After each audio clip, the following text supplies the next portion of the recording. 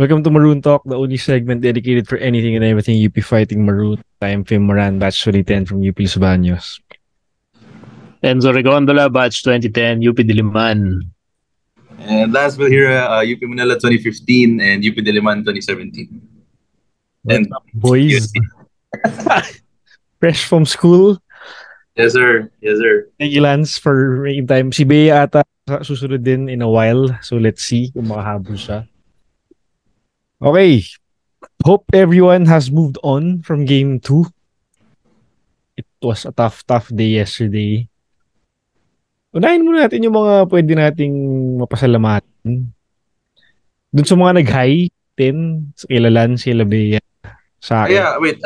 Nakuha ko actually yung name nung nag-hi. Ay. May nag-hi sa amin ni Bea sa Novotel. Nagulat nga ako kasi nakatalikod kami pero nakilala kami. Parang artista yun ah. Yeah. Sir Tom and Sir Archie, we really appreciate you guys na lumapit kayo sa amin para mag-hi. So, yeah. Thank you po, Sir Tom, Sir Archie. Sino pa ba? After the game, may mga nag-hi sa akin. Actually, ang nakakatuwa doon. So, ito yung mga sinasabi nila James na yung akala mo close kayo. Siguro nga, since nanonood sila sa atin. Feeling nila close sila sa atin. Pero tingin ko sila, sino to? Pero I mean, get me wrong, I do appreciate na tinawag niyo ako or what. Ang ang awkward lang isipin na may mga ganun na. Pero siguro nga, thank you for being regular listener sa amin. So feeling nating lahat na close na tayo. So, nakakatuwa lang. Biglang may natawag siya from afar. Okay yan. Malayo. At least alam na natin yung feeling ng pagiging na maging artista kahit papaano. Medj kahit naman hindi tayo kilala. But, I mean, mga Z-lister, di ba? Na artista. Meron pala yung feeling. Ayun Boss Bea. Doc Bea, kauwi lang. Mute ka. Isa pa to, naka-uniform pa Masisipag nating mga kasama. Bea, pinag-usapan namin yung mga tao na puro nood lang tayo Nagtatrabaho naman kami. Lagi lang absent. Lagi nga lang absent. Pinag-usapan namin Bea yung mga nag-hi sa atin kahapon. Ay, oo. Shoutout na nilan. Ninote ni Lance yan. Oo. Yeah, shoutout. Kahit nung after game, di ba, may bumati po sa atin. Yung naglalakad tayo palabas. Sila Sir at Ma'am. Actually, clarification lang. Siyempre, alam niyo naman, after ng talo, siyempre, bad trip tayo lahat. So, siguro mukhang masungit ako sa inyo. And inisip ko siguro bad trip ako. Kasi bad trip naman talaga ako. Pero, I mean, appreciate ko na tinawag niyo pa rin ako. I mean, kasi naman, siyempre, mapansin nyo lang kami. Malaking bagay na yun sa amin. Kasi nga, we do this for us, for the UP community. So, wag kayong matakot sa amin if ever, kasi mananalo naman tayo sa Game 3. Pero mukha kami suplado, or baka ako lang yung mukhang suplado. Pero wag kayong ma-intimidate sa akin. And I really appreciate you guys who say hi to us. Wag kayong matatakot or mahihiya. Kami lang to. And masaya. So, masaya namin kapag nangyayari yun. So, shout out to you guys. And please see you guys again at the final game of the season on Wednesday. Game 3. Okay. Hey. Unang tanong. Si Enzo ba napanood yung game? Kasi fresh from Hong Kong. Napanood ko yung game kasi medyo matagal bago kami nakababa na aeroplano. As in, literal na pagka-landing namin, on kami cellphone, tas live stream na kagad. Kita ko nga sa story. So nakita pa namin yung parang pag-on namin 5 score. Pero syempre, nung bumababa na kami, nakapila na sa immigration, kumukuha ng bagahe, hindi ko napanood masyado yung game. Kasi syempre, kailangan kong tutukan yung mas importanteng bagay na kailangan kong gawin sa airport, di ba? Pero napanood ko naman. Ano yung natutukan mo na? Anong quarter or... Ano ba yun? Yung simula talaga natutukan ko. First quarter ata yun.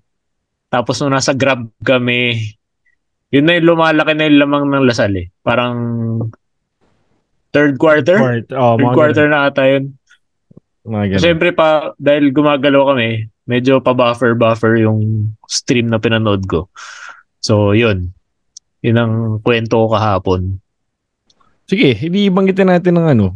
Final score was 82-60 in favor of the De La Salle Green Archers.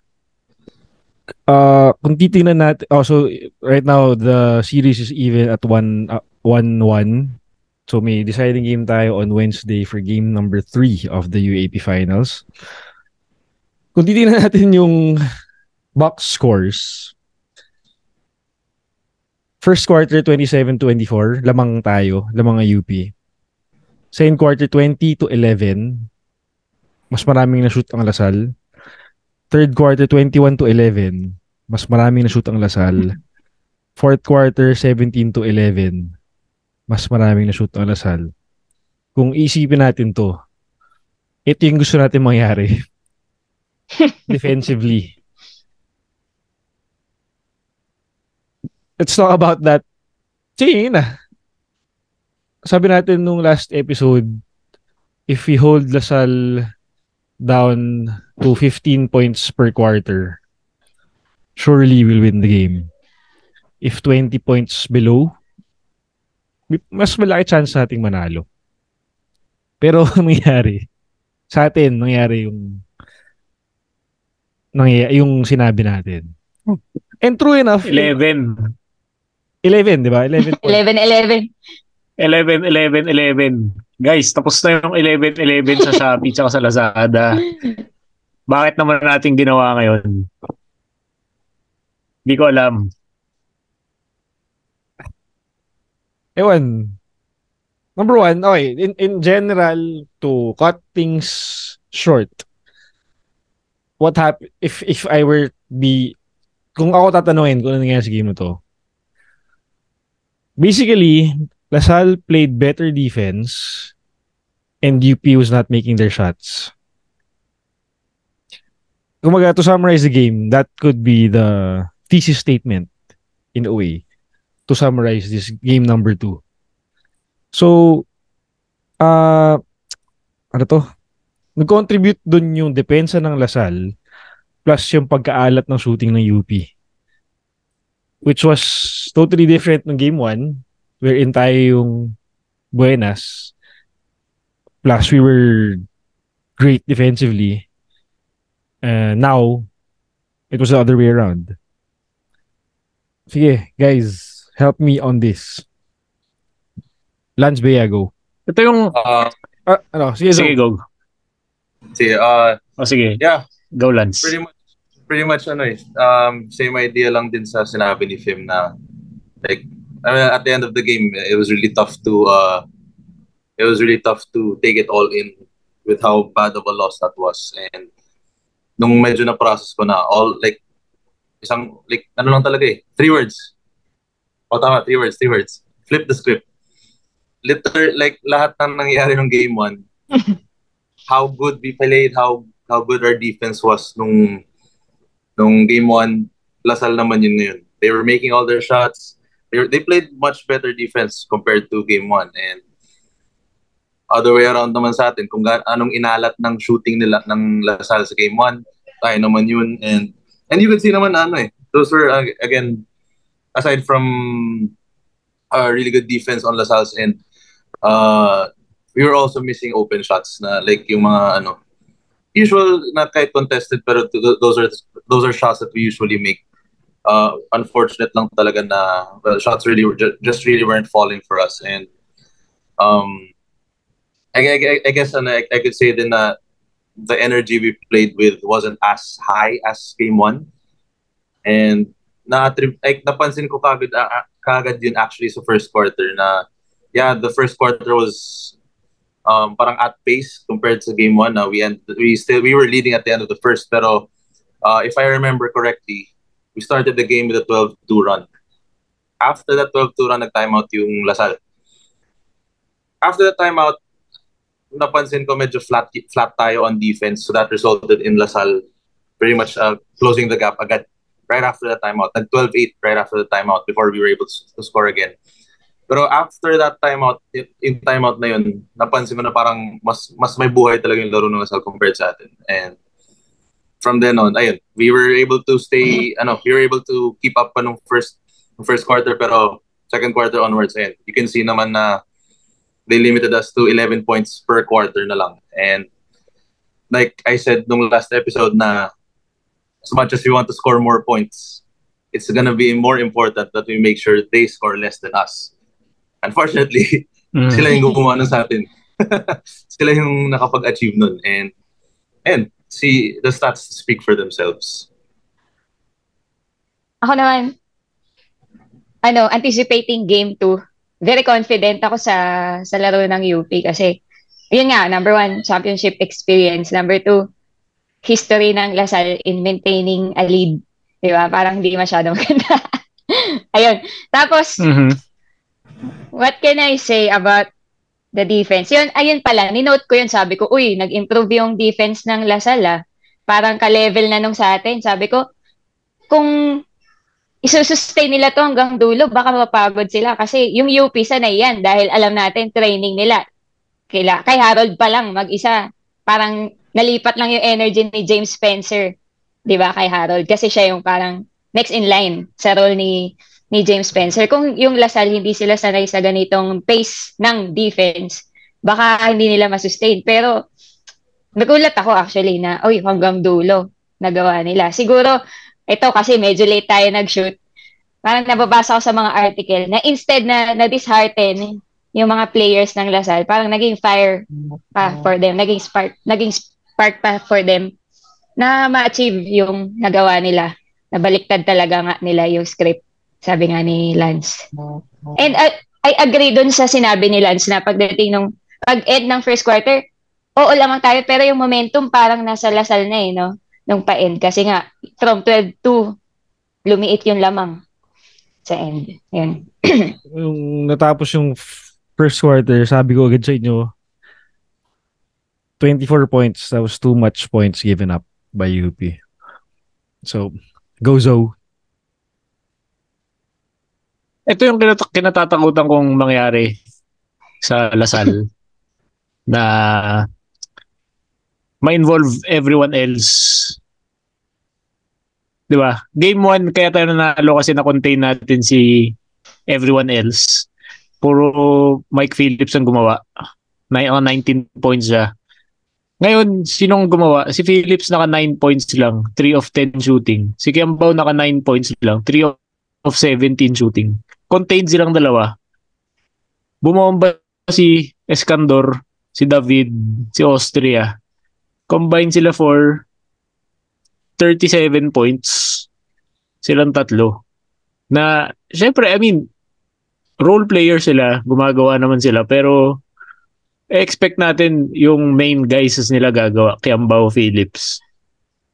Hindi sila yung naging scoring threats for this game. Instead, na-involve nga yung role player, sila talagang gumawa.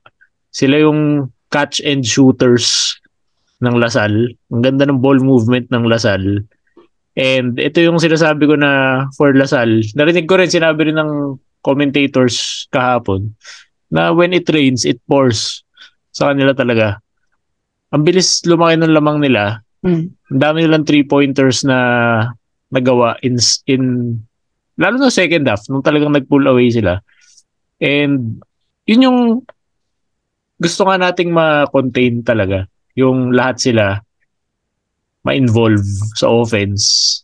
Lahat sila makascore. Kasi ganun sila eh. Parang wildfire yung Lasal eh. Once one player gets hot, nahahawa lahat eh sa shooting nila. Ito yung nangyari sa game na to. Joshua David, nagulat ako, naka-4 na tres. Francis Escandor naka-4 din na tres. Isipin nyo yun. 8 threes. Concentrated sa dalawang player. Diba? Ito yun. Tapos, Nelly, naka 4 points lang pero naka 12 rebounds tsaka 10 assists. Pucha, double-double na hindi points. Kailan nangyayari sa UAAP yun, di ba? For a point guard. For a point guard. Napakalit niya tapos siya pa yung naka 12 rebounds. Isa pa yun, yung hustle sa rebounding, I guess, the way the ball bounced, talagang napupunta sa Lasal. I mean, easier for them to get the rebounds. Opposite naman ng game 1 na napupunta sa atin. Pero yun yung mga main keys na nakita ko sa game talaga. Offense ng Lasal, role players nila, tsaka rebounding. Talo tayo. Dahil doon. Talking about rebounding, total rebounds for Lasal, 58. 46 for UP. For Lasal, 19 were offensive. That's 19 possessions given up by UP. Only 11. Anyway, won't matter. Yung kung ilan yung offensive rebounds ng UP. But giving up 19 offensive rebounds is a big no-no. In terms of assists, 21 for Lasal, 8 for UP. 8. Tama. Ilan yung assist ni Nelly? Ilan yung assist ni Nelly? Si Nelly may 10 assists. Yung buong UP may 8 lang. Tatlo kay... Kasi nga hindi tayo makashoot. May. Yeah. Assist to turnover, 21 to 14. 21 assists to 14 turnovers for Lasal. Sa UP, 8 assists to 13 turnovers. Isipin mo, okay pa rin, 13 turnovers, not bad. At least that's kahit pa paano, silver lining for this game. But wala hindi tayo nakashoot. Talking about field goal percentage, boys, if you're watching this, huwag niyo kayo makinig sa amin. This is just, alam ko namang alam niyo na to. CJ Cancino only attempted 1 3-pointer, 0 of 1. Francis Lopez was 3 of 13 from the field. Harold Alarcon was 5 of 16 from the field. Mark Belmonte 0 of 4 in his 4 minutes. Rayland 0 of 2. With a total field goal percentage as a team, 20 made from 69 attempts. That's 29%. Comparing it to Lasal's 35%, 29 made, 82. 82 attempts. 13 more than UP. Why? How did they get those more attempts? Rebounding. Defense. Again, nalabas pa rin dito na to win a championship, defense is important. Or actually good. Oh, yeah, important. Sige. Again, kung hindi ka naman makascore, hindi ka pa rin naman pwede manalo. So, that's the story of game 2. Talking about defense, ang pinaka napansin ko sa adjustment ng Lasal was that yung pick and rolls natin agad nilang napatay. The hedge, the blitz of the ano ba tawag doon? Yung tao nung taga-screen. Blitzing the ball handler ruined our offense in game 2.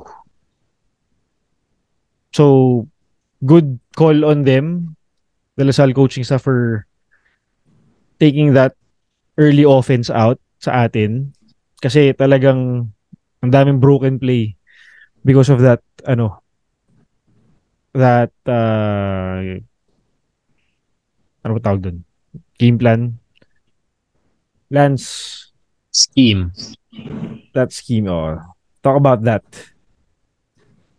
Yeah, like I said, like flip the script talaga. LaSalle played really great team defense this game. Specifically talking about how they defended against our pick and rolls. You could see na aside from the on-ball defense on yung man ng screener, you could also see the guys off-ball na they were ready to help whenever any option would open up. Like na-recognize kagad nila, and we pretty much really had a hard time running our sets. We really had a hard time playing the pace that we want. Na if you look at the stats nga, actually LaSalle had 0 fast break points. We had 13, but those are fast break points na hindi nakaset yung defense. And when you look at how we shot, it's obvious na LaSalle was able to keep us in check, na make sure na most of our shots, if not all, most of our shots weren't free. And unfortunately, kahit yung mga open shots nga natin, we really weren't making them at all. So that yung malas, accompanied by how intense they were defending us that game. Talaga? I mean, ganun talaga. Talo talaga. We weren't able to put up the points we're used to putting up. Zo.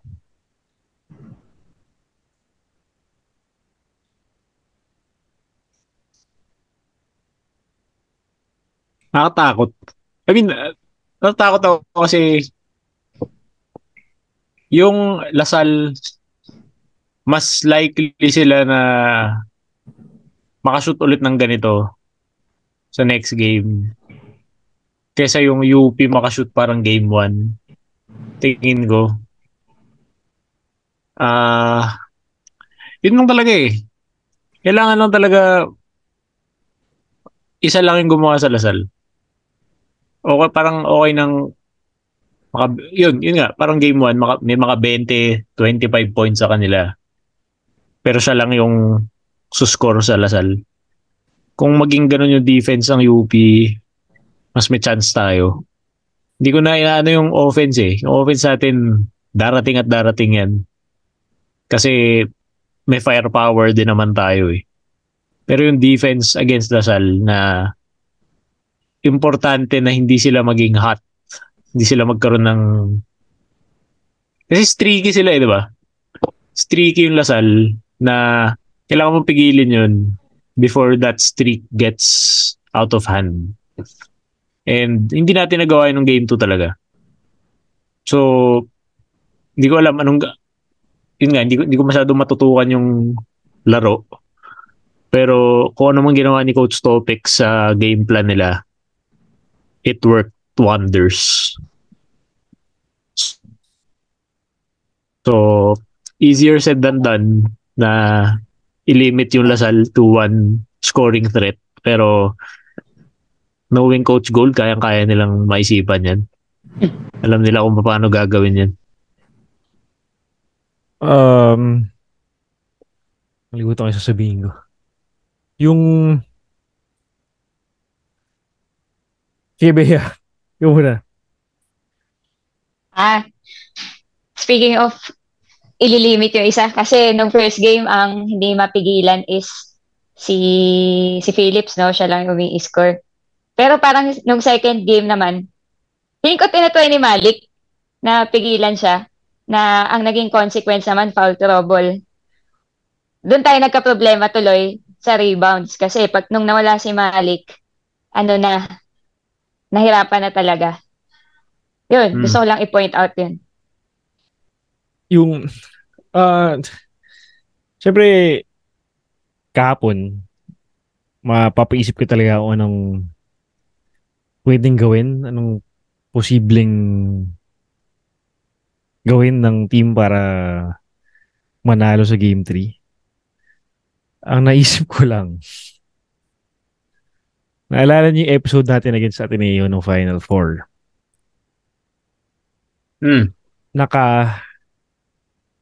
Ano ba tayo kahapon? Dark? Naka-dark tayo kahapon. Naka-light tayo against Ateneo. Yung ring natin nung Ateneo, nauna yung malas. Yung sa kanan. Yung malayo sa entrance. Oh. Yun yung ring ng Lasal nung first half kahapon. So, come game 3, baliktad na. Tayo na yung light. Sila na yung dark. So, kung isipin nyo, yung putang inang final minute no fourth quarter, kung saan naka-attempt tayo ng ilang 3-point shot. hindi nga lang 3-point eh, pati Kahit Ah, layup ah. siguro layup pasok eh. Wala tayong na-shoot. Parang mga 10 din yun eh. Tapos parang isang layup lang ni Francis yung pumasok out of that. Pinapanood ko nga kayong dalawa, parang lahat tayong tatlo umiiling eh. Lahat talaga. Kahit anong bato, kahit si So, Chico nung pumasok time na. na yun, nung time na yun, sabi ko, mag-ayos na tayo ng mga pasalubong natin. Wala na to. Sakit na panoorin eh. Hindi tayo nakakasut talaga eh. Yun ang Sakit takeaway talaga ko. panoorin. Kasi alam natin yung UP, nung 84, hindi, 2 minutes. Ang laki pa ng lamang, kaya pa to. Alam natin, ako, confident ako, makaka-recover pa to. Yung 10 lamang, hindi yan mapapalaki. Wala talaga. Wala talagang Ay, no. dumating eh, no? Wala talagang dumating. So, yun na yung pinaka, ko. Pinaka nakikita ko. Parang dapat i-check ng officials yung ring na yun sa kanan. Baka mas maliit siya ng mas maliit siya ng ilang centimeters. 'Di ba? Oh, miss Lumiligit pag Yung mga- final minutes. Yung mga sumusut dun sa basket na yun, nandun yung error sa ilang centimeters na yun. Di ko alam, UAAP officials, baka naman pwede yung i-check yan. Kasi wag na. ilang games na yan eh. Ilang games na. Okay na yan, wag nila i-check after next season na. Kasi tayo na yung niyan. Kabila na tayo. Sila na yung mamalasin yan dapat. Hay nako. So, talking about game 2, yun lang naman yung nangyari. Wala na tayo sigurong ibang na-miss. Talking about that game. Wala, we were outplayed nung nagka-momentum mga Lasal. Tuloy-tuloy na and we couldn't really find the groove, sadly. And it just goes to show na yun nga, si Lance nila nagsabi nito kahapon or si Kuya Mark. Again, you don't have to be the top scorer in order to be effective, in order to give your team the win. Look at Evan, look at Mike Phillips, look at Kevin Kiambao, the MVP, being, kumbaga, the role players for that game. So it did wonders for them. Even Makalalag contributed, Mark Nonoy, even Ben Phillips did his thing. So, again, if that's the type of day Lasal comes in to play UAAP basketball, yun ang posibleng mangyari. So, buti na nga lang, mayroon pa tayong isang chance. We have 3 coming up. Tayo, talking about game 3, parang wala na tayong, na lang eh. It's the usual, throw the stats out. Kung sino lang gusto manalo, will win that game. So wala na talagang ibang chance. It's literally win or go home. It's winner take all. You do something right in that game as a player. May times 2 experience points na boost. And if you do commit something wrong in that game, meron ka rin times 2 na negative experience boost. So, again, dun lang, babagsak lang yan kung sino yung maganda yung gising come Wednesday. Siguro sa game plan, siguro ibang story yun. But then again, we're thankful we're not coaches. And they have that tough task of adjusting and such. So, oras ba tayo? Ayan. So yun, I mean, that's my take on game 3. Unless may iba kayong take. heading into that game, the final game of the season?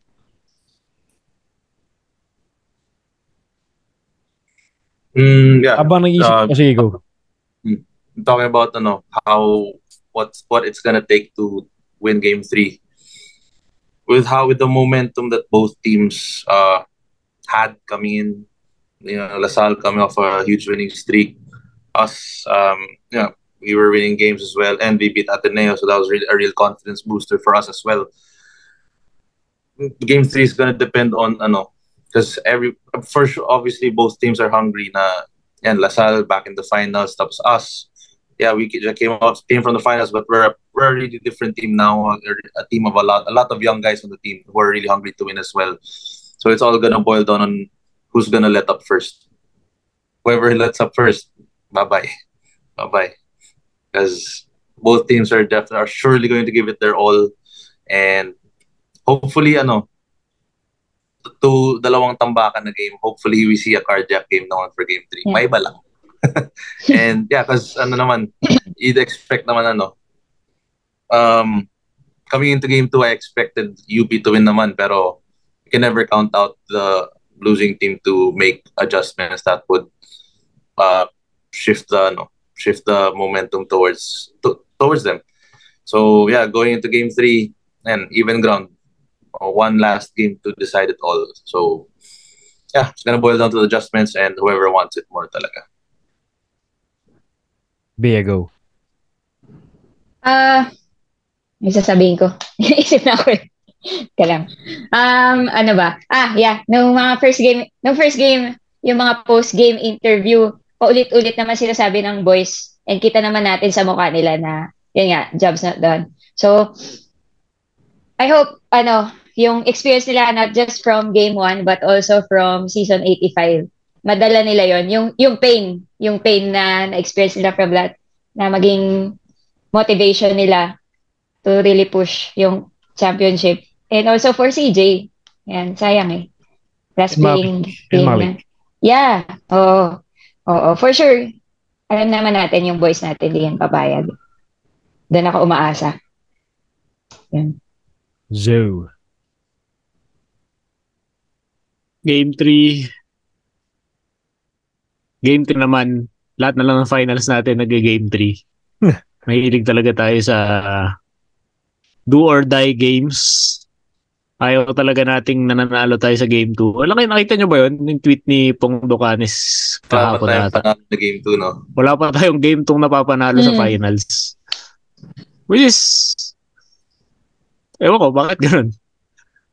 Sana naman manalo tayo sa Wednesday talaga. It's gonna be a good game. Kita naman natin how talagang siso yung Game 1 and Game 2. Yan, tulad sabi ni Lance, baka sa Wednesday maging yan. Sana maging dikit.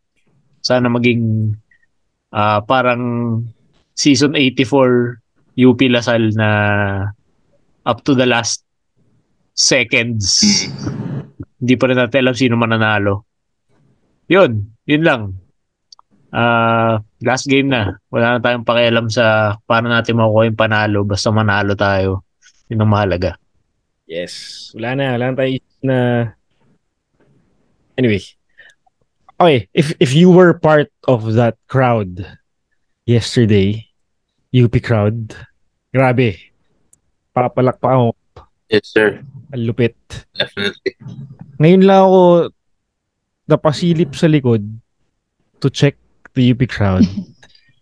Tapos ako'y natakot sa dami ng tao. Men. Intense. Alala. So, sinilip ko lahat. Noong una pa lang, Gen Ad na pansin ko. Gen Ad, tayo sa shit na tao sa Gen Ad dapat. Nag-Gen Ad tayo before, pero hindi ganyan kalupit. Yun nga, nung check yung Gen Ad kahapon, sobrang daming tao. To the point na di mo alam kung nasan yung hati ng Lasal UP. Sa sobrang lala nung na walang hati, apparently, yung katabi ng Animo Squad, taga-UP pa rin. Parang ngayon lang ako nakita ng ganun. Kasi yung mga Lasal Ateneo dati, may mag-Gen Ad. Pero I think yung hati, gitna pa rin. Lasal Ateneo. Pero ito talaga, Maarte lang yung mga lasalista, ayaw nila mag-Jenad. totoo din yun. Totoo din yun. Huwag niyang i-deny yun.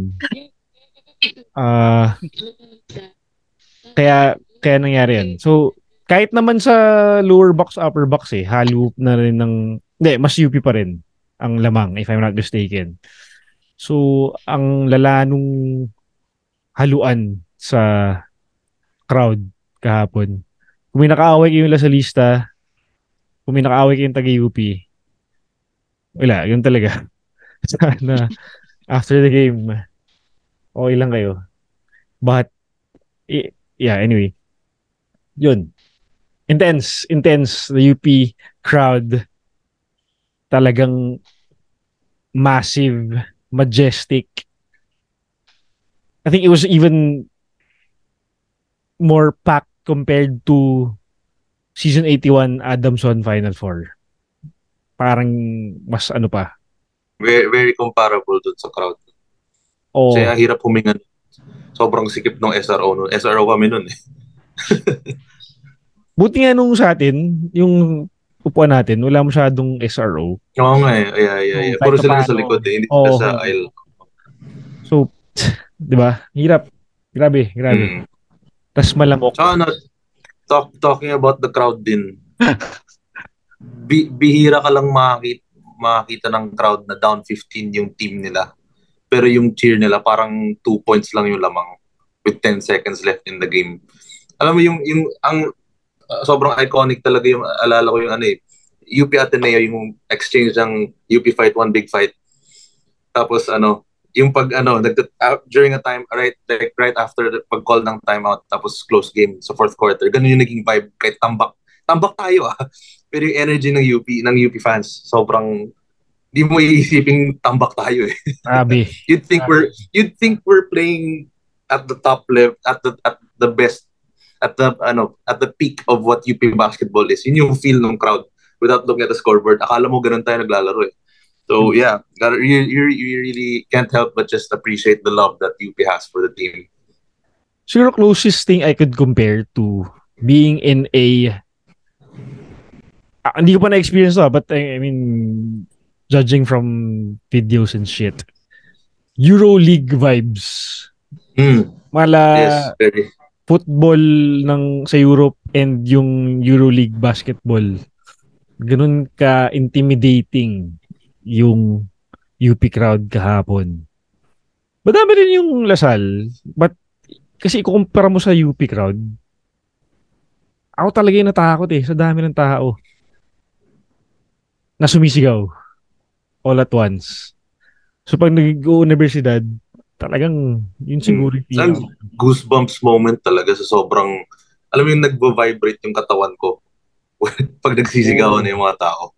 So mag-goosebumps ka lang sa sobrang, kasi naramdam mo, hindi mo lang naririnig, nafe-feel mo yung mga boses nila. Ganun kalakas yung cheer talaga. Especially Sunday night. Yes. So, dun sa mga may ticket na, congrats sa inyo. Dun sa mga wala pa, good luck. Stay safe. Sana okay lang kayo. Tayo pala. If sa mga pipila, sa mga ipagsapalaran, sana okay lang kayo lahat. Both on UP and Lasal. Both sides. Sana safe lahat. And as well as the players, sana walang magkasakit. And so far, wala pa na-injure. Sana nga walang ma-injure this series.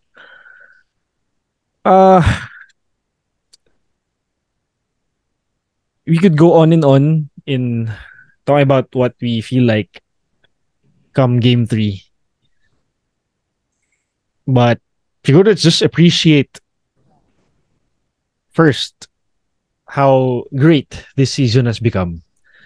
Yun nga palang awardees natin, congratulate muna natin. First off, shout out to again the women's basketball team for having a podium finish once again in UAAP women's basketball. Yes, sir. Shout out to Favor Ono, mythical Ay, hindi pala siya mythical. Rookie of the Year. Tapos yung iba pala puro na. Hindi pala siya mythical. Rookie of the Year siya. So, hopefully, a better finish. I mean, we're proud. But hopefully, it's scary what this UP women's basketball team can be right now, given this potential. So, we're proud of you guys. Rookie of the Year, Francis Lopez. It's just, ano ba? Ano ba? Yung kuha niya ng award kahapon, parang wala lang.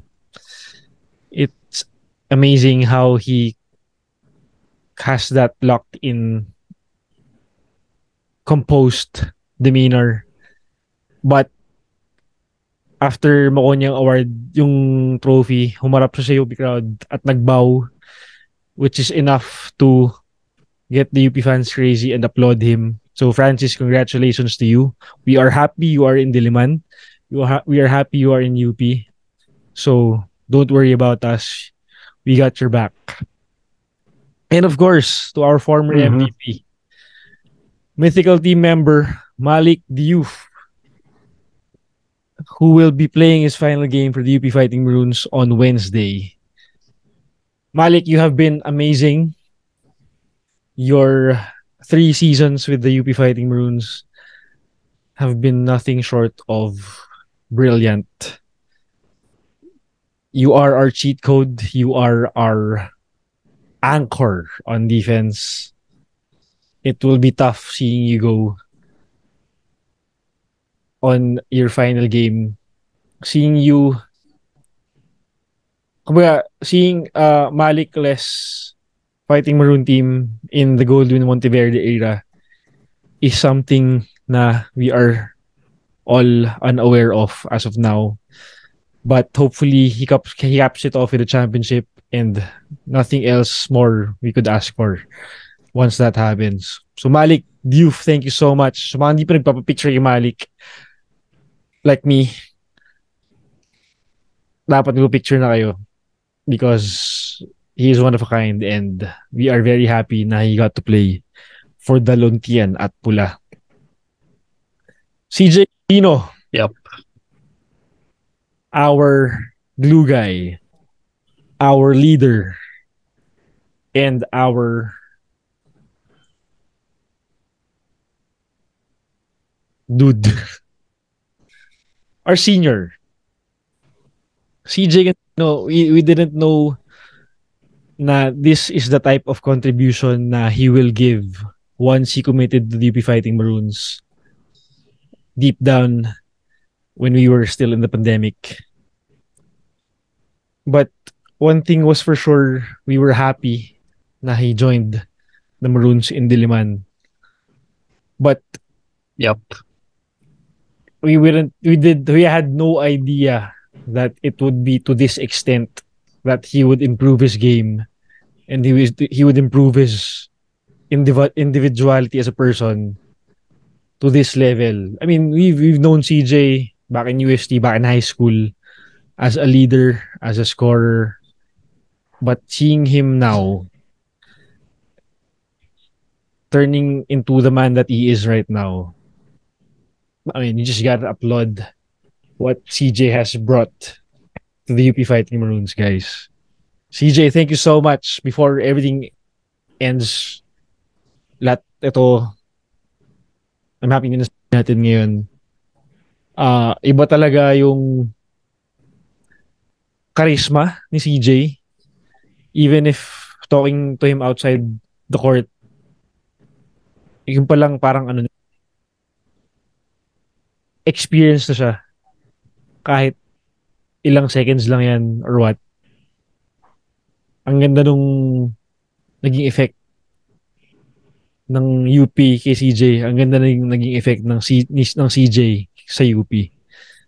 So hopefully we did not disappoint you as a support system. Ever since day one, we were happy na you were with us. So CJ, thank you for playing part out for the UP Fighting Maroons. You have our back. X factor ko yan eh. Yes, sir. Mr. CJ. So, sige, ikaw muna bago say a few words.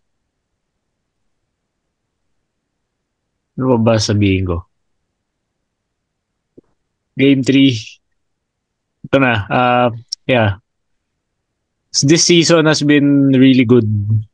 Unexpectedly, napakaganda ng season from the start. From every team. Diba? I mean, ilan ang teams na involved sa Final Four race? 6. Merong 6 na teams in the hunt up to the last 2 games. Tapos ngayon, ganito yung finals natin. Diba? Walang Ateneo, bagong champion. Lasal na may redemption. Parang, redemption nila to kasi tagal nilang hindi nagpa-Final Four, hindi nagsasucceed, di ba? So, ang daming magandang stories this season. Sana, I mean, kahit anong mangyari on Wednesday, merong part ng UAAP na masaya. Hindi lang dahil nag-champion sila, pero dahil maganda talaga yung story for both teams, for UP and Lasal. Maganda yung story ng season. Maganda yung naging takbo ng season nila. Maraming bago on both sides. May bagong coach ang Lasal. May maraming bagong rookies ang UP. They're here. They find themselves here fighting for the championship. Who would have thought, di ba? Na ganitong teams yung maglalaban sa finals. And it's gonna come to an end on Wednesday. So, yeah, fingers crossed we get a good game. Sana yung happy ending nasa side ng UP, hindi sa side ng Lasal. Kahit na Lasalista pa rin ako, Lasalista if in. Sa UP tayo sa UP tayo nananalig na magsa-champion. So, yun lang.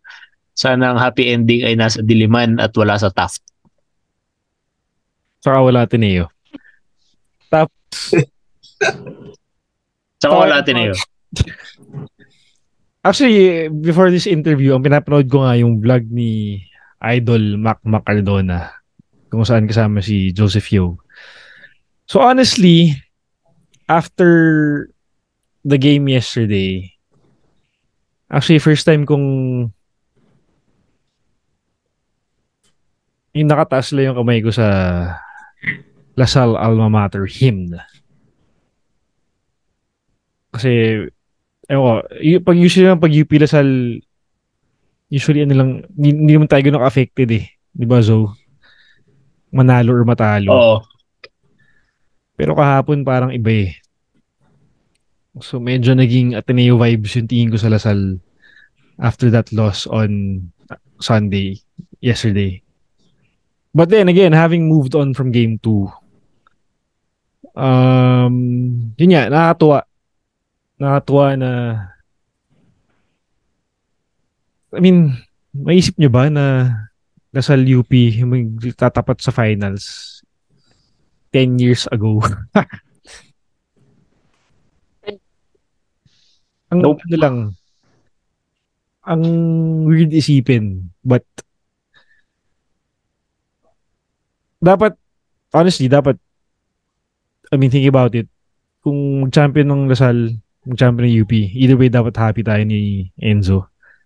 But, well, siguro nga, once I start this podcast,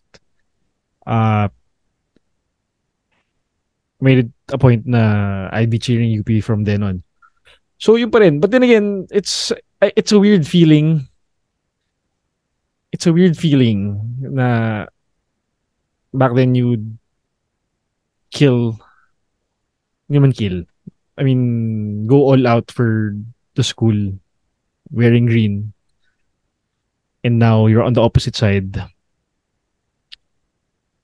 So after thinking about it, yeah, I mean, we're witnessing greatness unfold And we're very happy. I mean, we're very lucky to be able to see it in person right before our own eyes. So, whatever happens nga on Wednesday, us, UP fans, LaSalle fans, UAAP fans at that, should applaud this season whatever happens kasi nga it was one hell of a season. We waited for it for a year and it's coming to end soon and it's all gonna happen again, that waiting period for how many months or so, and that's just what it takes to keep this league from being exciting, no? So again, hindi pa tapos. UP fans, UP faithful, we need you guys. They need us all the more on Wednesday. So lahat tayo if oy, wala na eh. Kung mag-cheer man lang tayo, and I'm sure lahat naman nag-cheer ng malupit, ibigay na rin natin lahat on Wednesday kasi for sure our players will give their all to win that championship and bring it back to Diliman. Okay, that's enough. I would say we'll see you guys on Wednesday for the final episode of season 86.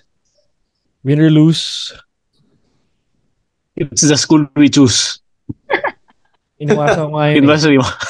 Inumasa ko nga yun eh. But, buti wala sila. Buti wala sila. Kahit ata nung cheer dance, walang nanood sa kanila. So, anyway. Again, UP fight pa rin tayo. Be there on Wednesday. Believe kami sa inyo, UP community. To the boys, go all out. Alam naming gutom kayo para manalo. You have our backs. We have your backs. We have your backs. UP fight. Thank you, Zoe, Bea, and Lance. And see you guys on Wednesday. Salamat. Thanks, guys. UP fight. Yes, sir.